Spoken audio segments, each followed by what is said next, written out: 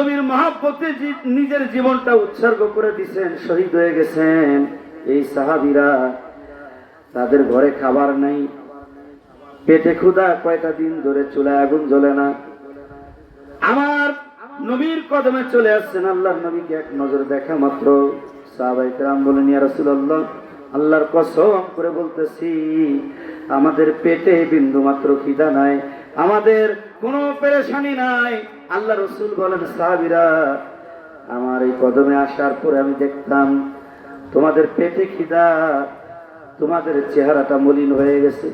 আমার দরবারে হাজির হওয়ার পরে তোমাদের চেহারা আলাদা একটা উৎফুল্লতা আসে, তোমার শরীরে একটা শক্তি আছে, একটা সবলতা আসে। আল্লাহ রসুল তিনিও স্বীকার করেছেন, সাহাবায়ে কেরামগণ স্বীকার করেছেন।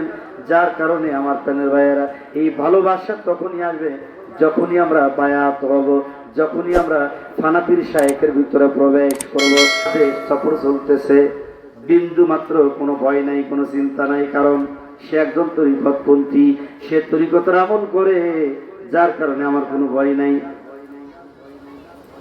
তরিকতের আমল করে, জিনা ব্যভিচার থেকে বেঁচে যাবে, নিজের সন্তানদেরকে হত্যা করবে না, ভালো কাজে আপনার অবাধ্যতা করবে না।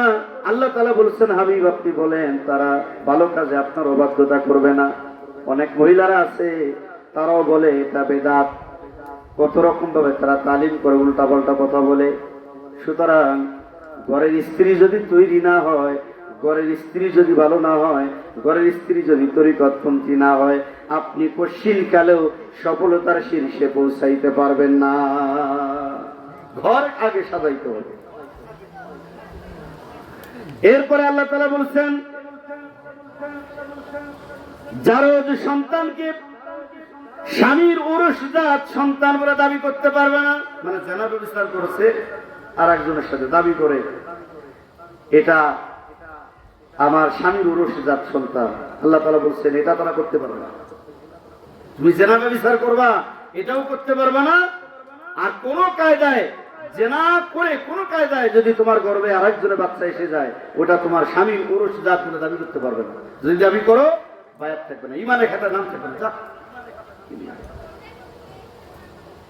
তাহলে জেনা ব্যভিচার থেকে বেঁচে গেল। এরপর আল্লাহ তাআলা বলেন, হাবিব, এই শর্ত তারা যদি মেনে নিতে পারে, তাহলে তাদের জন্য আমি রবের দরবারে আপনি সুপারিশ করেন, দোয়া করেন। বলেন, আল্লাহ রসুল, আমার আপনার জন্য, আমার ঘরের স্ত্রীর জন্য, আমার জন্য, আপনার জন্য আল্লাহ রসুল দোয়া করবেন। এটা আমরা চাই কি চাই না? আল্লাহ বলছেন আপনি দোয়া করেন। অবশ্যই আমি অতি দয়ালু, আমি ক্ষমাশীল, বান্দাকে আমি ক্ষমা করে দিব। তাহলে বায়াত হইলে পরে, ও আমার পুরুষ ভাইয়েরা, ও আমার মা বোনেরা, আমার বাবাজিরা, আমার ভাইয়েরা, ভালো করে শুনেন, এই বায়াত অস্বীকার করা যাবে না। আজকের থেকে আপনারা নিয়ত করবেন, আমি কোরআন থেকে আয়াত করে শোনালাম, আপনাদের অবশ্যই বায়াত হওয়া লাগবে। যার ঘরের স্ত্রী বায়াত হয় নাই, নিয়ে যান। আমি যদি ওয়াহাবি ঘরের থেকে আয়া আমার পুরা ফ্যামিলি যদি তরিকতপন্থী বানাইতে পারি, আপনি কেন পারবেন না? বলেন, কেন পারবেন না? কিসে ধরছে আপনারে? আমার প্রিয় ভাইয়েরা, তাহলে পুরুষের বায়াত হওয়া লাগবে কি লাগবে না? লাগবে।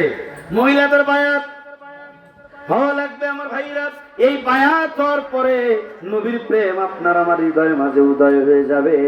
সাহাবায়ে কেরাম আল্লাহর নবীকে 3 দিন পাচ্ছেন না, মনে আছে তো? নিজের জীবনের থেকে বেশি ভালোবাসেন সাহাবায়ে কেরাম। নবীর প্রেমে, নবীর মহব্বতে নিজের জীবনটা উৎসর্গ করে দিয়েছেন, শহীদ হয়ে গেছেন। এই সাহাবীরা তাদের ঘরে খাবার নাই, পেটে ক্ষুধা, কয়টা দিন ধরে চুলায় আগুন জ্বলে না। আমার নবীর কদমে চলে আসছেন। আল্লাহর নবীকে এক নজর দেখা মাত্র সাহাবায়ে কেরাম বলেন, ইয়া রাসূলুল্লাহ, আল্লাহর কসম করে বলতেছি, আমাদের পেটে বিন্দু মাত্র খিদা নাই, আমাদের কোনো পেরেশানি নাই। আল্লাহ রাসূল বলেন, সাহাবীরা, আমার এই কদমে আসার পরে আমি দেখতাম তোমাদের পেটে খিদা, তোমাদের চেহারাটা মলিন হয়ে গেছে।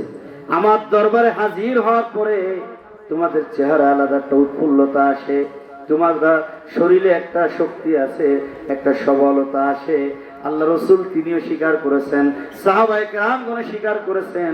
যার কারণে আমার প্রাণের ভাইয়েরা, এই ভালোবাসা তখনই আসবে যখনই আমরা বায়াত হব, যখনই আমরা ফানাপির শায়েকের ভিতরে প্রবেশ করব।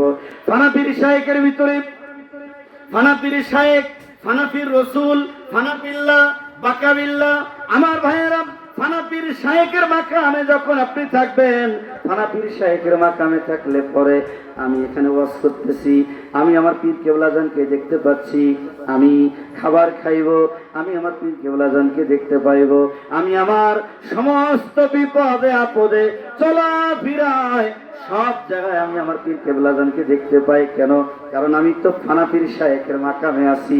ফানাপির শায়েকের মাকামে সব সময়ের জন্য আমার পীর কেবলাজান আমার স্মরণে। পীর কেবলাজানকে আমার নিজের জীবনের থেকে বেশি ভালোবাসি।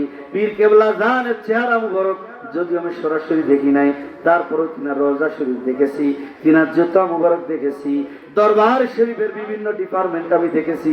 এই জায়গাগুলি আমি স্মরণ করি। বড়ইতলায় হুজুরা শরীফ স্মরণ করি, দক্ষিণ হুজুরা শরীফ স্মরণ করি।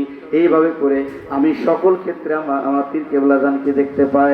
যখন আপনার ফানাপির শায়েক হাসিল হয়ে যাবে, এরপরে ফানাপির শায়েক আপনার পীর ও মুর্শিদ আপনাকে ফানাপির রাসূলের মাকামে নিয়ে যাবে। আপনার পীর ও মুর্শিদ ফানাপির রাসূলের মাকামে নিয়ে আল্লাহ রাসূলের সাথে পরিচয় করায় দিবেন। তখন আপনি আপনার পীর ও মুর্শিদকে দেখতে পাবেন, আল্লাহর রাসূলকেও আপনি দেখতে পাবেন। তখন আপনার দুইটা মাকাম হাসিল হয়ে গেল। ফানাপির শায়েক হাসিল হইল, এরপরে ফানাপির রাসূল হাসিল হয়ে গেল। আমার প্রাণের ভাইয়েরা, এই দুইটা মাকাম যখন আপনার হাসিল হয়ে যাবে, তখন দিলের ভিতরে একটা শান্তি। এরপরে ফানাপিল্লায় যখন আপনি যাবেন, আমার প্রাণের ভাইরা, ফানাপিল্লার মাকামে যাওয়ার পরে যেমন হুজুর কেবলাজানের কদমে এরকম ভাবে কয়েক কোটি টাকা বিশাল বড় বড় বান্ডিল দরবার শরীফে আমার কেবলাজানের কদমে যখন নিয়ে রাখা হলো, সাজায় রাখা হলো, সাজায় রাখার পরে কেবলাজান হুজুর এটা রিসিভ করলেন না। হুজুর কেবলাজান এটা রিসিভ করলেন না। রিসিভ না কইরা ওই টাকাটা ফেরত দিয়ে দিলেন। টাকা ফেরত দেওয়ার পরে এবার ওখানে যে তিনজন ভাই ছিলেন, তিনজন ছিলেন ওখানে, ওই তিনজন ওনারা এই দৃশ্য দেখার পরে চার দোকানে গেছে চা খাবেন, চা খাইতেছে আর বলা বলি করতেছে, কি রে খাজা বাবা এরকম কয়েক কোটি টাকা পাইলেন, এত বান্ডিল পাইলেন। এই ঘটনাটা শুনতেছিলাম মুফতি মাসুদ রহমান হামিদি সাহেব যখন উলামা কর্মী গ্রুপ ওলামার মিটিং হলো ঢাকাতে কিছুদিন আগে, তখন ওই আলোচনায় মুফতি মাসুদ ভাই এটা বলেছেন। তখন এই জাকের ভাইয়েরা ওনারা চার দোকানে বলা বলি করেছেন, খাজা ফরিদপুরি কি এলেম অর্জন করেছেন, যে এলেম অর্জন করার কারণে মানুষগুলি কোটি কোটি টাকা এনে তার সামনে দেন, কিন্তু এই টাকাগুলি তিনি রিসিভ করলেন না। এই টাকাটা উনি ফেরত দিয়ে দিলেন। কি এমন এলেম অর্জন করেছেন যে টাকা পয়সার প্রতি কোনো লোভ নাই, দোকানে বলা বলি করতেছে। এর কিছু সময় পরে কেবলাজান হুজুর মাইকে টুকা দিয়া ডাকলেন, মাইকে টুকা দিয়া ওই জাকের ভাইদেরকে ডাকলেন, তারা আসলেন। কেবলাজানের সামনে দাঁড়ানো মাত্র খাজা ফরিদপুরি বলতেছে, বাবা আপনারা বলছেন, আমি আপনাদের বললাম, আপনারাও যদি এই এলেম এই বিদ্যা যদি অর্জন করেন, মানুষ আপনাকে টাকা নিয়ে আপনার পিছনে করবে, টাকা দেওয়ার জন্য মানুষ পাগল হয়ে যাবে, আপনার টাকা নিতে মনে চাবে না যদি এই বিদ্যা আপনারা অর্জন করেন। দেখেন ওনারা চার দোকানে বলা বলি করছেন, আর কেবলাজান হুজুর ওনাদেরকে ডাইকা কিছু বলার আগে এটা তিনি বলে দিলেন। আমার প্রাণের ভাইয়েরা, এই মাকামে যাওয়ার পরে নামাজের মধ্যে একটা মজা, এই মাকামে যাওয়ার পরে কবর জিয়ারতে একটা মজা, বাড়িতে মিলাদ কিয়ামের ভিতরে একটা মজা। এই মাকামে যাওয়ার পরে আপনার সব জায়গার ভিতরে আপনি শান্তি পাবেন। এখন ফানাপির রাসূলের মাকাম আপনি অর্জন করতে পারলেন না, কি করবেন বলেন, কি করবেন? অবশ্যই ফানাপির রাসূলের মাকাম আপনাকে এমন ভাবে হাসিল করতে হবে, শয়নে স্বপনে জীবনে মরণে সব সময় আপনার স্মরণে। গানে কথাটা এরকম বলতেছে, শয়নে